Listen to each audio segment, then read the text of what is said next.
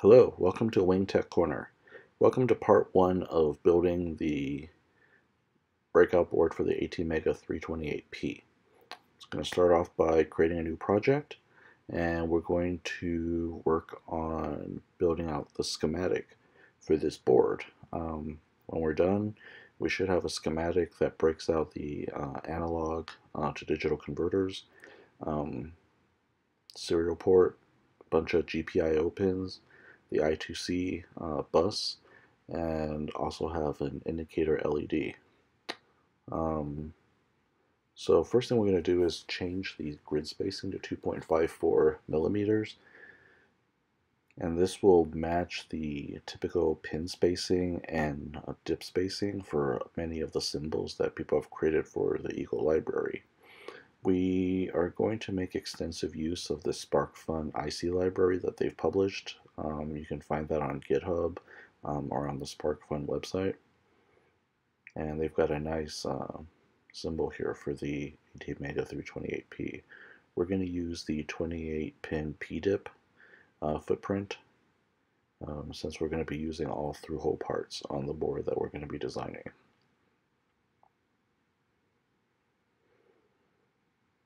So in this design, we're going to make use of quite a number of resistors.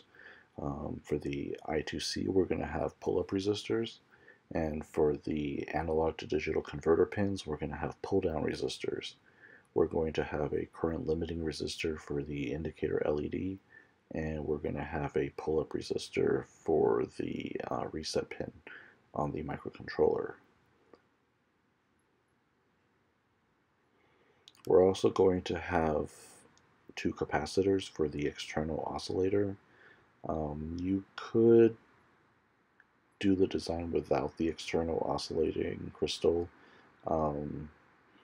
but then you're limited to using the internal oscillator, which runs at between 1 to 8 megahertz, and the frequency accuracy is actually pretty bad.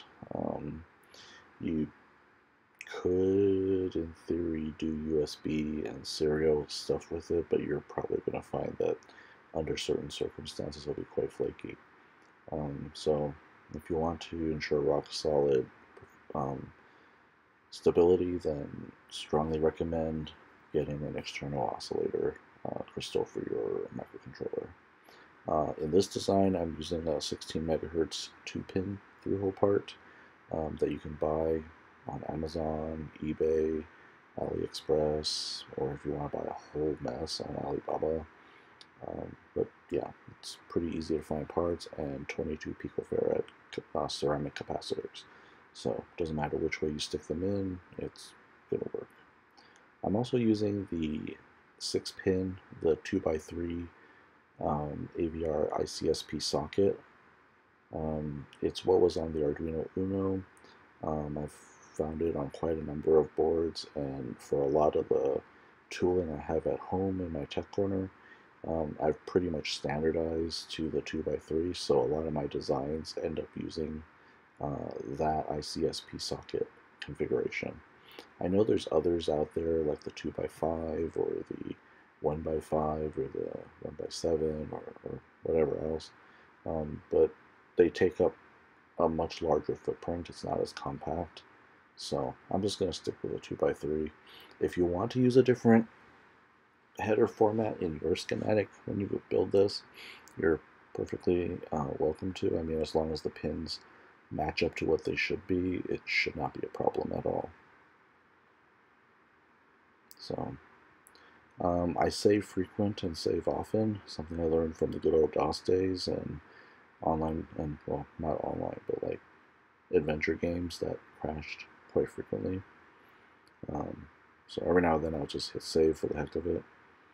So right now I've got a bunch of resistors, capacitors, and whatnot in here. I'm getting ready to draw the net, so if you want to skip forward at this point, you can.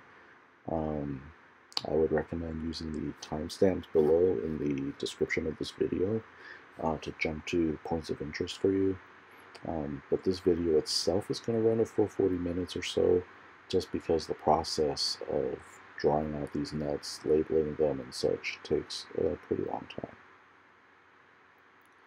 So for the ground, reset, VCC, and for the various analog inputs, I tie the VCC and the analog reference voltages all together. That way the entire chip operates at whatever voltage level VCC is at, and that can be anywhere between 3 to 5 volts. You could run the chip at a lower voltage, but you won't be able to hit higher frequencies stably, and quite honestly, unless you're dealing with some kind of exotic part that only runs at 1.2 or 1.8 volts, you probably want to stick with the 3 volt stuff or the 5 volt stuff. But this design will work at either voltage for 16 megahertz.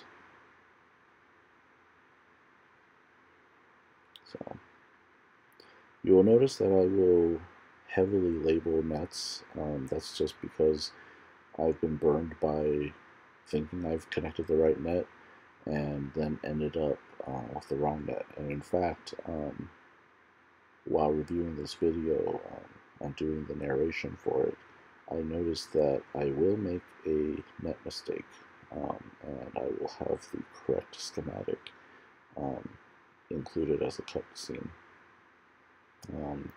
The schematic and the board in the GitHub will actually be the correct one.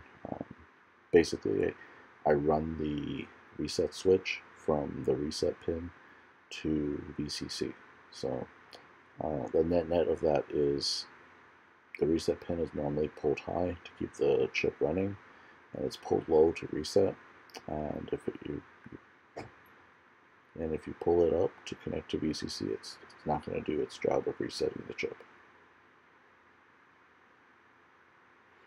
Now, interesting thing is if you run the chip at 5 volts, you can actually replace the crystal, the 16 megahertz crystal, with a 20 megahertz crystal if your particular 328P supports 20 megahertz.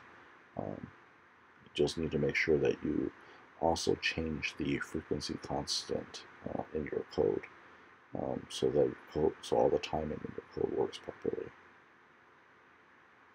16 megahertz is pretty common and it's pretty cheap, so I've got a little box full of them.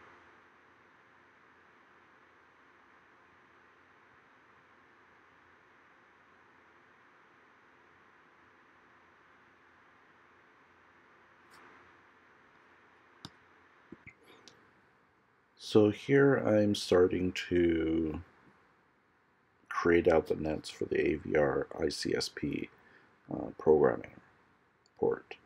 I'm going to label them all, and I'm going to break out the SS pin for the SPI, but I'm not actually going to use it for the SPI since I have this, in this design I have the SPI port hard-coded or hardwired to the AVR ICSP programmer.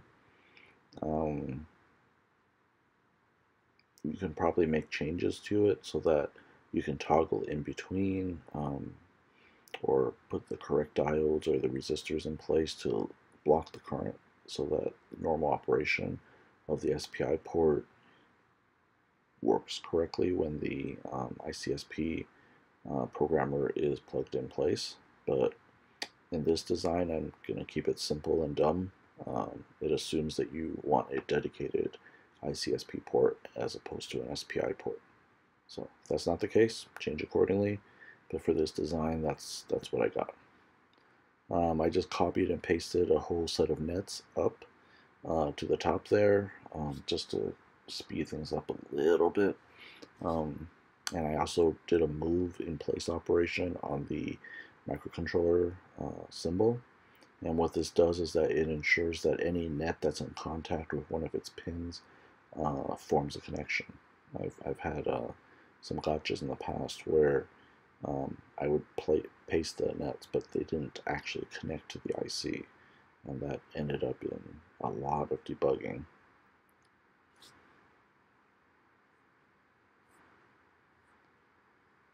So I'm just going to basically spend the next few minutes running routes and basically applying labels. You'll see for the ADC pins, I've got the port numbers along with the function. For some of them, I'll also include the pin number on the IC itself. It gets a little bit long, but most of the service providers that fab PCBs don't seem to actually pay attention to the net names, so they don't actually show up on the pins, which is great because you can just place the text descriptors of your choice as a silkscreen layer. Yeah. So I'm going to be routing the ground and VCC lines all the way around just to create a nice sort of complete shape. Functionally speaking, this is completely unnecessary. If you just want to have free dangling nets that reference one another, that's perfectly fine. Yeah. So that resistor there is going to perform pull-up to VCC on the reset pin. Once again, it's not absolutely necessary that it's there, but having the pull-up pin ensures that the line to the reset pin doesn't float, and so doesn't spontaneously cause a reset. During programming, the ICSP will pull the reset pin low to initiate a reset and start the programming process. So we're going to want to install a switch here. Now in this video, and in this displayed version of the schematic, I actually make a mistake later. I'll actually put a switch that pulls reset to VCC instead of to ground, and so it effectively is a no operation. I'll actually have the corrected schematic in the GitHub repo when I publish it, and I'll include a quick transitional image with the correct schematic. For the next few minutes, I'll basically be running nets from the chip to the ICSP port, the serial port, the I2C port, and the ADC port. And then I'll duplicate the ADC port for general purpose I/O. The serial port is, all the ports on this particular board, I'm going to configure it so that pin 1 is VCC, and the last pin, whether it's pin 4 or pin 8, is going to be ground. This way, if you use an IDC cable or whatever, you can basically tap power from this board to whatever auxiliary device you're connecting via I2C. The ground pin allows you to have a common ground so that your serial USB to the FTDI or USB to CH whatever or PL whatever will work correctly. Yeah.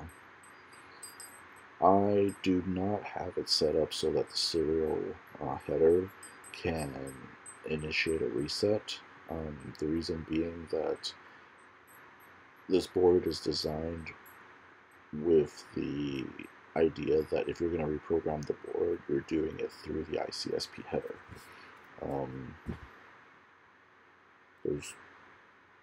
It's really just a personal choice on my part. It keeps things simpler. I often leave my ICSP programmer hooked up to the board that I'm working on, so I've just kind of designed in mind that I'm going to sacrifice that port as a dedicated programming port. Other people don't do that, but for this design, that's what I end up doing. Nothing prevents you from using those pins, but they're not routed in a way that's convenient to use. Maybe I might make a change to that later on so that it is convenient.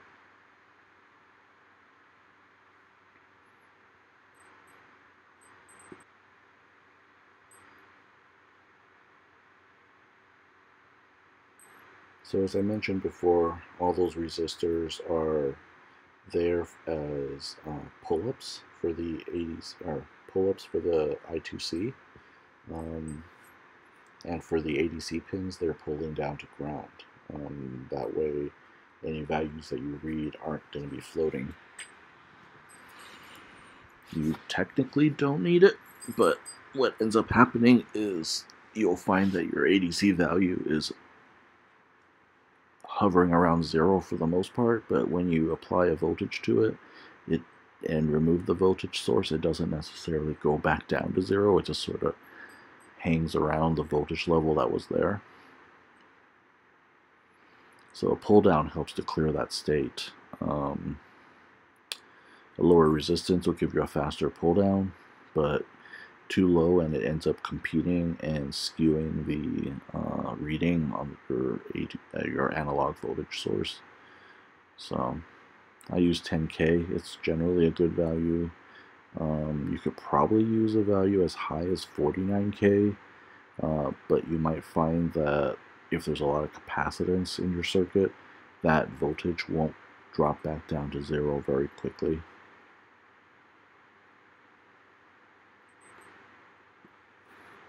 By the way, if you want to take a moment, hit subscribe. I love questions from viewers and any comments and criticisms. I'm always looking for a way to make my videos better. In case you're wondering, my voice is kind of soft, so I'm going to figure out some way to address that. So no need to mention that.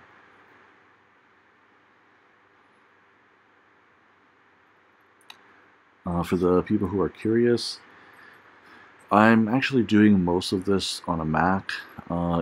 Autodesk's Eagle PCB software, they have a version for the Mac, which is awesome. They have a version for the Linux operating system, which is awesome.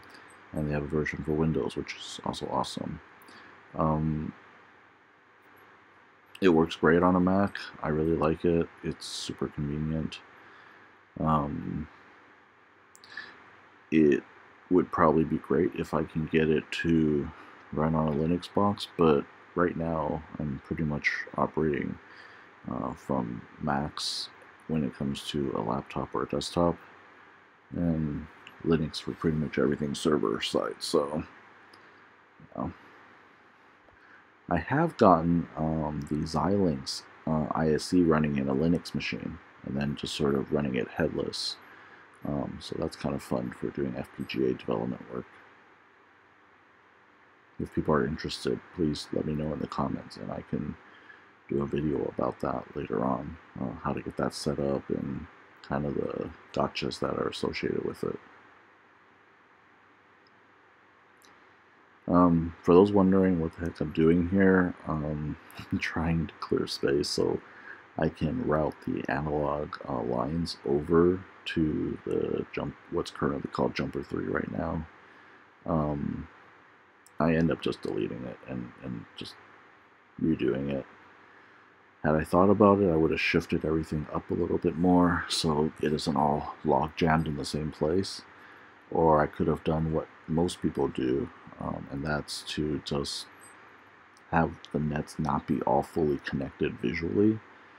As long as they're labeled properly, they are quote-unquote connected. So this is just me wanting a schematic that has everything physically connected. So if you want to just fast forward, please go right ahead. This running of nets goes on for quite a few minutes.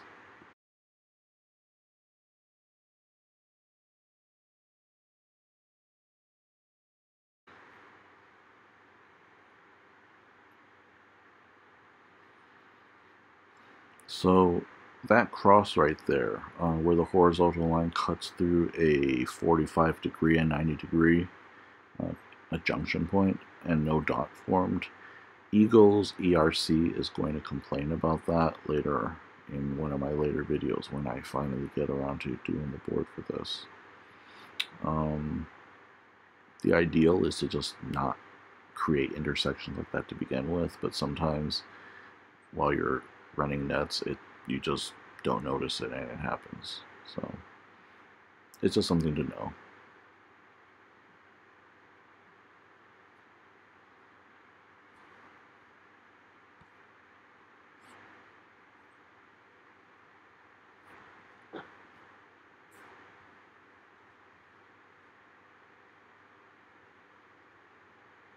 I think I mentioned earlier, I have pin 1 connected to VCC, and then the last pin, whether it's pin 4 or pin 8, connected to ground. That's just to provide a common ground to all peripherals, and also to provide a voltage source. It's possible to also supply voltage through that pin back to the board. I guess as long as it's within the correct voltage range, there's no harm in it, since I don't have a voltage regulator on this board. It's the microcontroller is basically trusting that you're doing the right thing by it.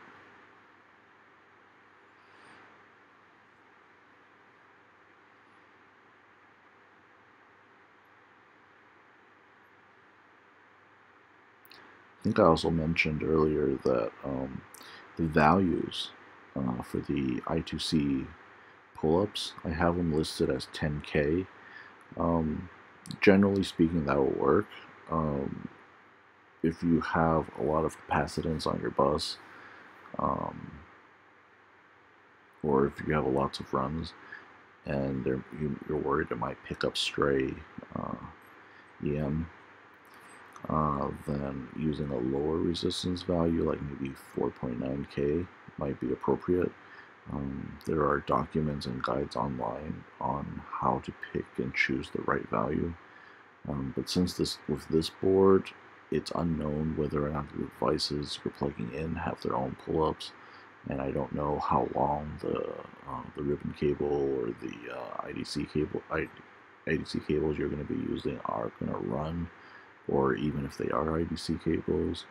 I'm just using a value of 10K. Feel free to substitute in an appropriate value for your physical use case if you build this, if you make use of this board design. In many situations, a lot of the schematics I do, I just leave a default value that's in the general ballpark. There's sort of a built-in assumption that whoever's looking at this will have a general idea of what they're doing, and they'll do the right thing and prevent bad things from happening. Of course, if you use the wrong value, you'll kind of get intermittent errors. Actually, if your value is super high, it probably won't impact it much, especially if you have it directly connected to the port and there really aren't any traces or EMI to speak of, then you're fine. But if it's too high, then there's a small chance that you might do some damage to your microcontroller, since that will result in too much of a current pull in order for the master to signal to the slaves, and vice versa, that they want to communicate on the I2C bus. Just pick an appropriate value.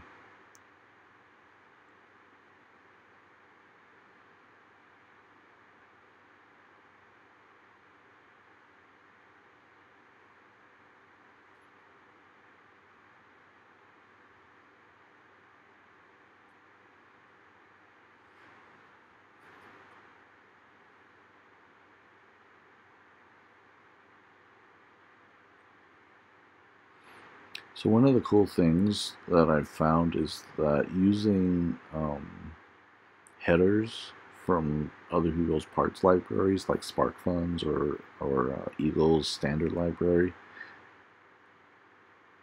if you just need headers of a certain dimension but you don't necessarily care about the silk outline, defining the size of that header block, just use whatever works.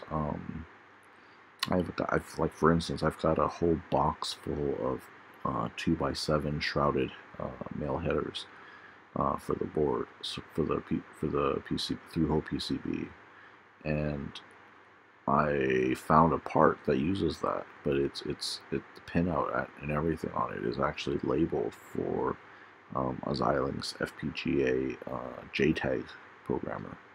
I just use it as is. I just rename the nets and add silkscreen labels on the PCB as needed to indicate what's what. Sometimes you just can't find the right component, so you can either create your own, which works well, or you'll just have to make do with what components you could find.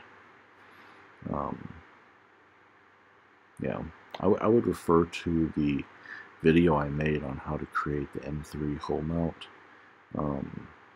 sort of as a starting point. I'll probably make another one describing how to, you know, go from datasheet to your own library part. I've had to do that several times in the past, just for old electronic components, or for unpopular parts that no one uses, or the manufacturer never bothered to publish the datasheet, so you end up having to use third-party clone part datasheets, which are quote-unquote good enough.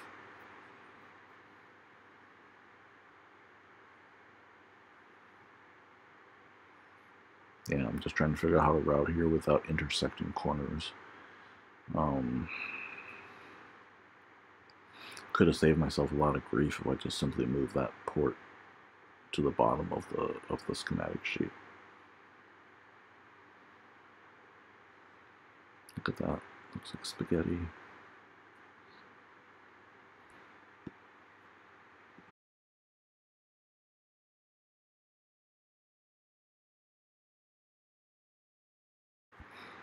Yeah, so sorry, I spent quite a bit of time just sort of running nets and then deleting nets, just trying to get it to look good.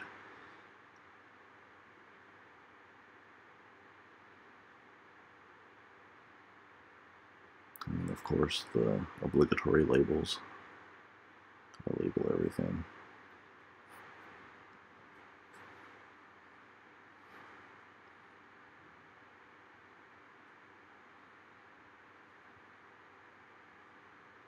Seriously, I'm not kidding. Like, if you need to just skip ahead, and while you're skipping, you know, please feel free to subscribe to my channel. Definitely want to hear from everybody. And if you've got ideas or you have requests for something you would like me to do a sort of a video walkthrough on, I'd be more than happy to, as long as it's something that I have some experience with. I'm finding that some of these, like this, just doing a circuit board, like schematic, like I thought it didn't take that long. But then by the time I hit stop on the recording, I find that like I've been doing it for like an hour or an hour and a half, and I need to break it up into smaller videos. And for this first part, this is actually the second or third time that I'm recording it.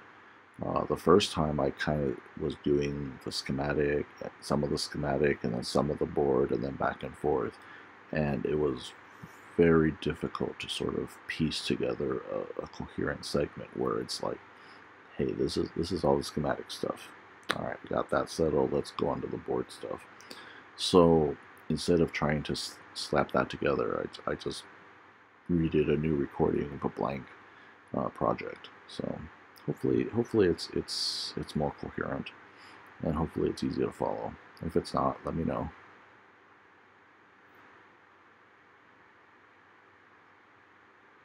But yeah, at this point, there's just like, you know, the GPIO port to do, and then there's the reset switch, which, as I mentioned earlier, I realized I kind of messed that up. So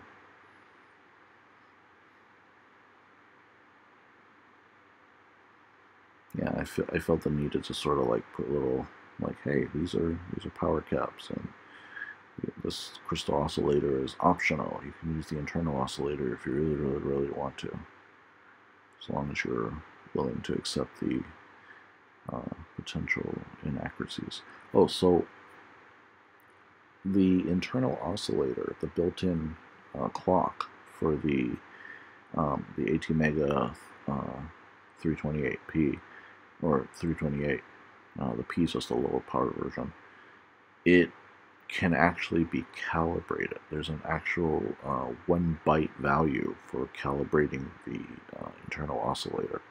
So there's a piece of code that you run which allows you to determine what value you need to set that 1 byte to, and that value is specific to the chip that you ran the test on. So for every chip, you want to use an internal oscillator and have it be relatively accurate. You need to run that and then set that byte value.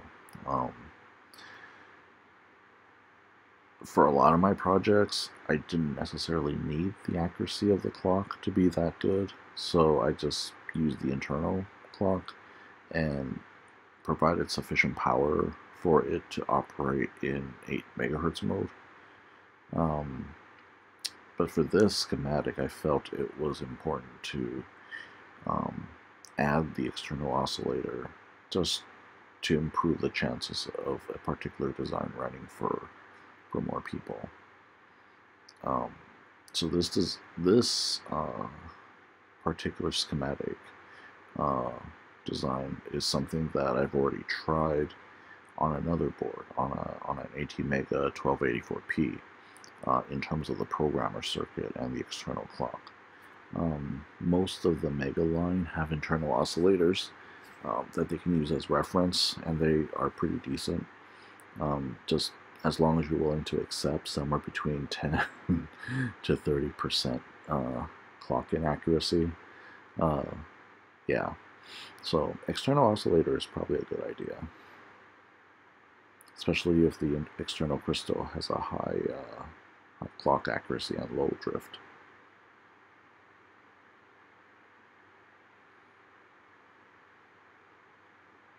I guess while we're talking about internal stuff, for those who don't know, a lot of the previously Atmel, I guess now Microchip is the owner, the AVR line of microcontrollers have an internal, what's called a band gap voltage reference source.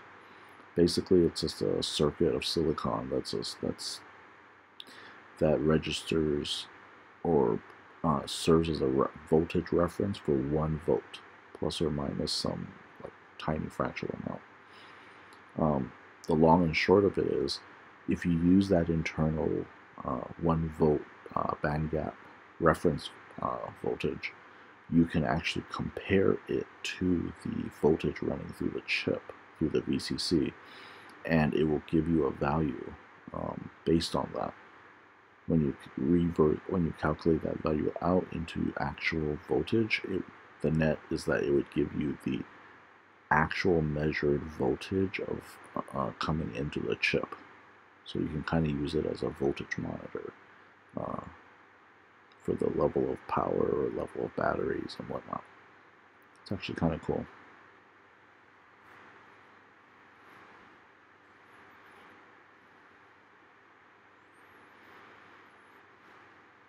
Yep. So at this point, I'm getting ready to sort of build the GPIO expander using another 1x8.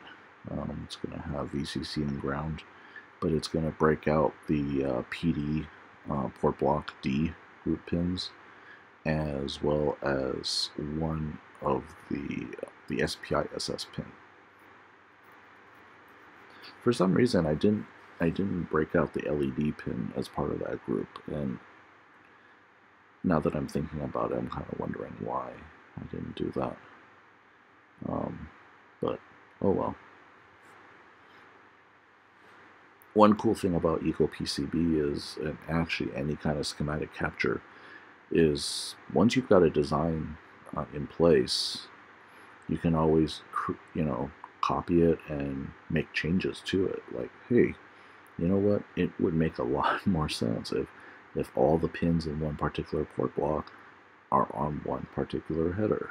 And yeah, I kind of agree that would make a lot of sense. Kind of wish I did that for this design. And in fact, whoever SparkFun, the folks who created this library part, actually even grouped them together like that. So yeah, bad on me for not making full use of that. But it is what it is. I'm not going to go back and record it a third or fourth time. I'm just kind of done with that. Yeah, so's my laptop. It's low on power.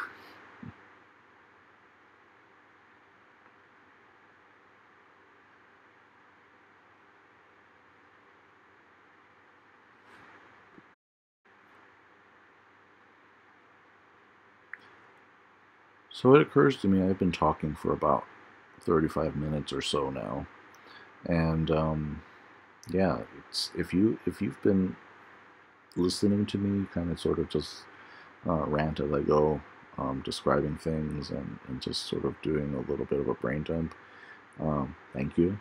I really appreciate that. Please send me a message and let me know what you think. If you can spare the time, please subscribe to the channel. It's always good to see people subscribe and know that they're getting updates whenever I publish new content. Check the description of the video at the bottom. I will have links to the GitHub repository containing the schematic and the board files for this design that the video covers. And I will also provide links to the various random things that I mention or talk about in the video. Yeah, think of it as sort of a mini reward for managing to sit through me kind of sort of just meander verbally through this whole thing. And for those who fast forwarded to the interesting parts, I still appreciate you watching and hopefully getting something out of this. But also, please subscribe. I like the subscribers. That'd be great. So I've been trying to keep the circuit clean, sort of visually, for the whole thing, and here is where I just kind of get into the weeds. I think my brain just went like, you know what, let's just get this done. I could have just moved it an inch or two to the side, which would have made my life so much easier. But nope, I thought it would be kind of cool to just have all these 45 degrees turns. And nothing bad comes of it, but I think it was sufficiently exhausting and distracting that it resulted in me not realizing I had actually hooked the reset switch to VCC instead of ground, which makes it a no-op. Good times.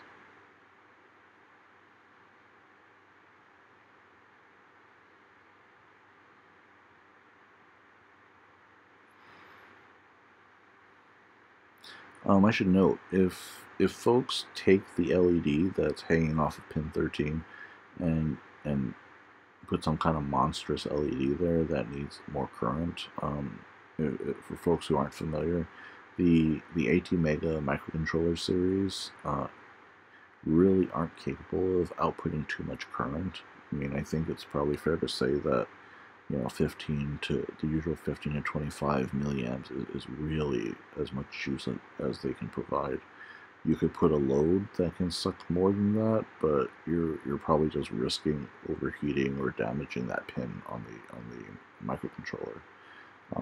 I've managed to burn out pins on microcontrollers doing just that, thinking, oh, I'm only touching it to a high current LED for a split second to see if it works. You know, I don't need a current limiting transistor or resistor. No, yeah, you do. Unless you've got like literally thousands of these parts sitting in a bin somewhere and you're happy to burn through it, just, yeah, save yourself the headache and the pain of trying to figure out what went wrong. Just try to build a circuit as close to good as possible. So, current limiting resistor, definitely have one. Of course, I say that, and none of the GPIO or ADC pins have voltage limiting resistors on them, so yeah.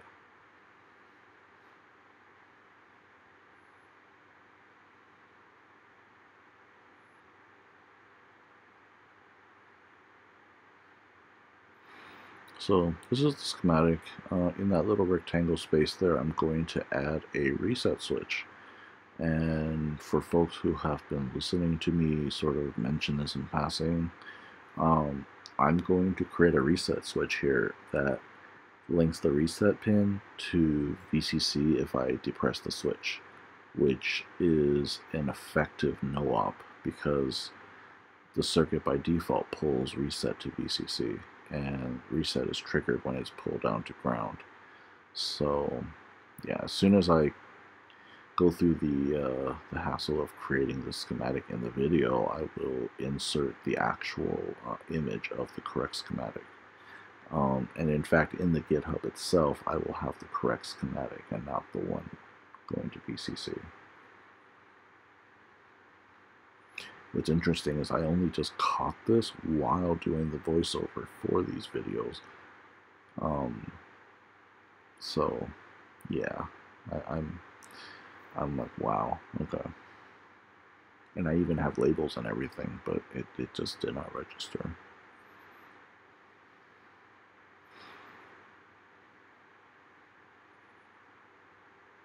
Boom, reset to VCC.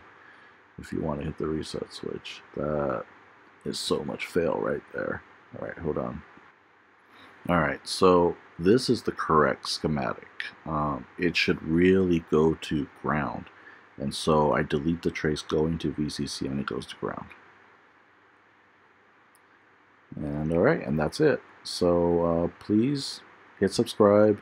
I should have the next section ready to go in a couple of days, and that will cover the creation of the PCB board itself. Thank you for watching. Thank you for listening. Bye-bye.